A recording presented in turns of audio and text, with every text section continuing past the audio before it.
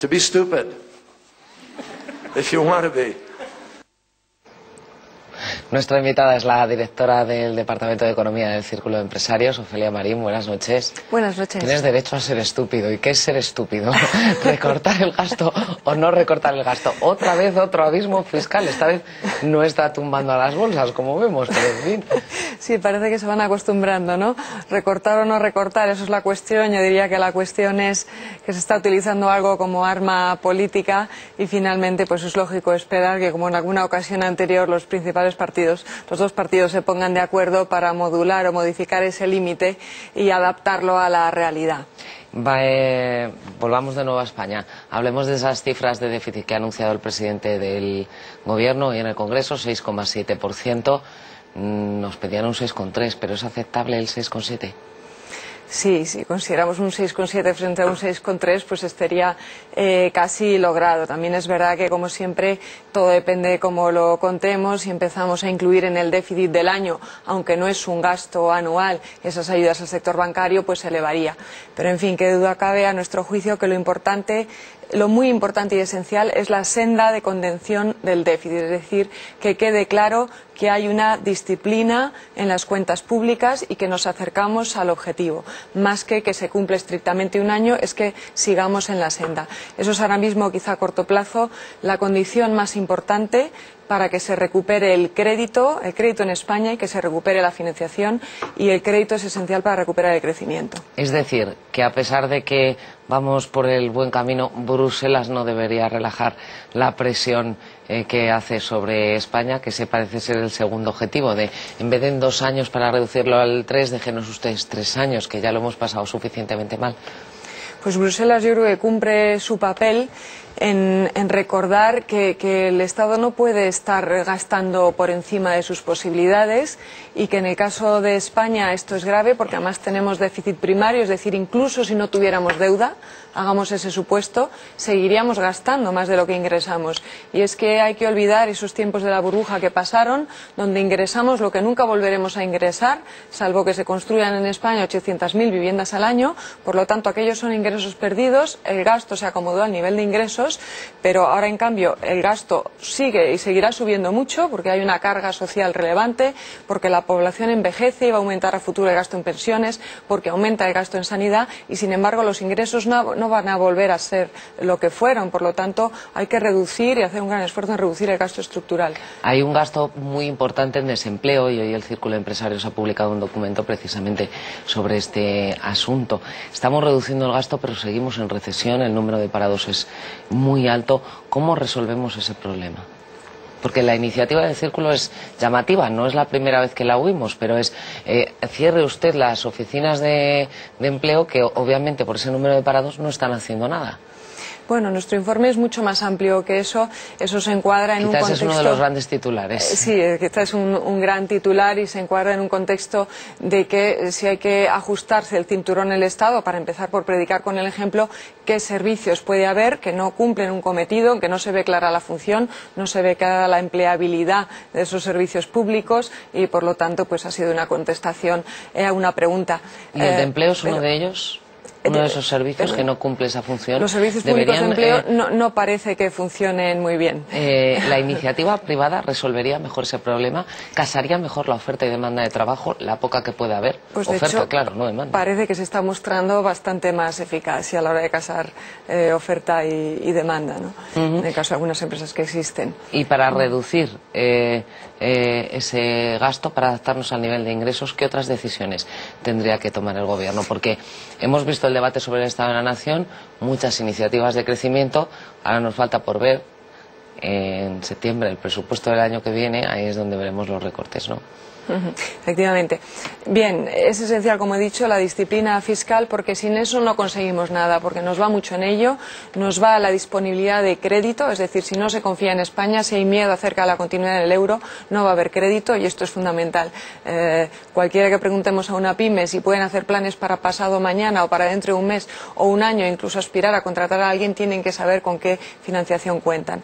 Eso es disponibilidad de crédito, y la otra cuestión importante que va implícita en la disciplina fiscal es es el coste de ese crédito.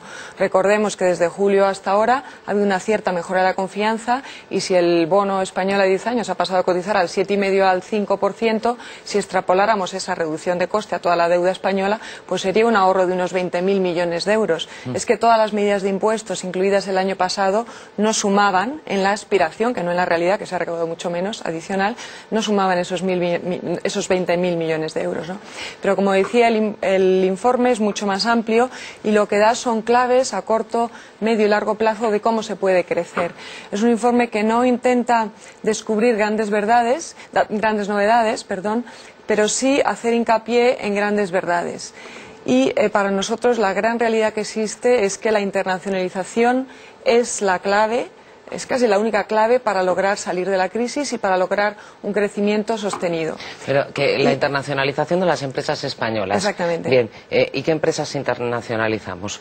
Porque lo comentábamos ayer en Kilómetro Cero comparando la situación de España e Italia. Es que Italia puede tener una crisis política, pero tiene una gran industria. La gran industria española es el turismo, pero ahora la de la construcción. Y eso se nos ha caído. ¿Cuál es la alternativa a la construcción? Bueno, tenemos mucho más que esas industrias. Tenemos compañías de pero no con servicios ese muy peso buenas tan amplio. Y tenemos, si hacemos referencia a varias en este informe, compañías muy buenas en el sector manufacturero, en el sector de tecnologías. Tenemos, de hecho, unas 100.000 empresas que exportan y tenemos 40.000, unas cuantas menos, que exportan regularmente. Eso sí, muchas exportan muy poquito y unas 4.000 y pico exportan mucho más. Y tenemos un sector exportador que ha permitido que desde que entramos en el euro, a pesar de que España ha perdido claramente competitividad porque han subido mucho los precios, pues han permitido que España sea de los pocos países desarrollados en donde apenas se ha perdido cuota de mercado en exportaciones. Muy pocos desarrollados pueden decir esto en el mundo. Ahí seríamos solo comparables quizá con Alemania o con Holanda, ¿no? Entonces, sí que hay un tejido importante empresarial que quizá está oculto, permanece opaco y se le conoce poco, tiene poca divulgación, pero existen empresas en muchos sectores. No obstante, sí que hacemos referencia en este informe a que hay que plantearse eso de impulsar los sectores industriales españoles. Es decir, nosotros sencillamente lo que hacemos es un ejercicio de comparación con un gran país exportador, con Alemania, para intentar copiar lo que ellos hacen que nosotros no hacemos. Y descubrimos algunas diferencias muy obvias. Una es que allí se habla más inglés y no es el país donde más se habla. Por ejemplo, es una cosa muy sencilla, que viene del colegio desde pequeñitos. Es que en España habla inglés el 20% de la población y no bien, y allí es el 55%. Es que estamos por detrás de Rumanía, Bulgaria y Grecia. Eso te ayuda a salir al exterior, obviamente. Eso ayuda, parece que es una condición no suficiente, pero sí necesaria, ¿no? Y esto es muy sencillo, empieza desde el cole.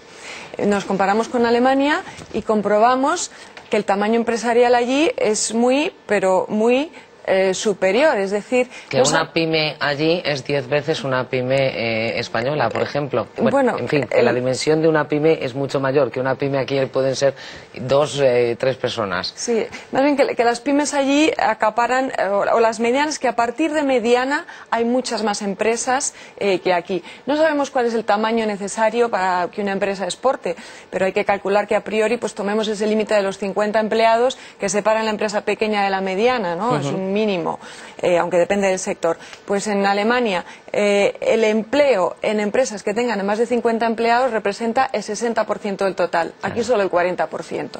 Es otra diferencia. Y si pensamos por qué es, pues uno de los porqués es porque allí de hecho tienen un tejido industrial mucho más potente. En general las empresas manufactureras industriales son más grandes que las que no. Por lo tanto hay otra diferencia y otra quizá, no sé si reforma que acometer, otras cosas que impulsar, ¿no?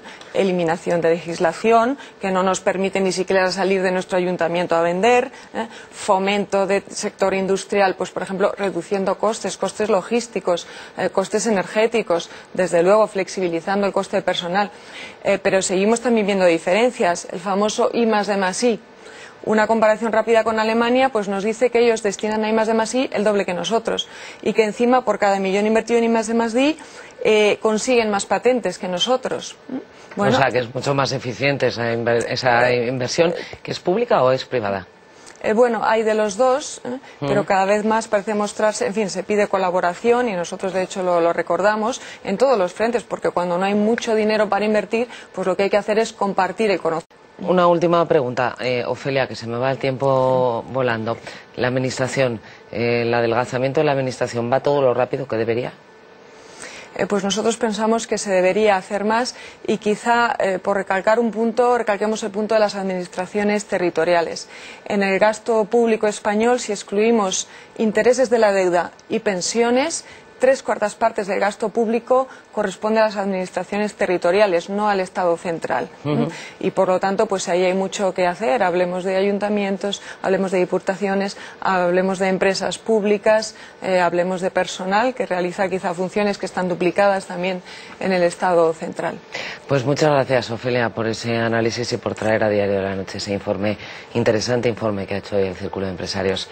Buenas noches. Muchas gracias. Centrémonos un minuto en Madrid. Genera 1 de cada 5 euros de Producto Interior Bruto español, crea 1 de cada 4 nuevas empresas. Son las cifras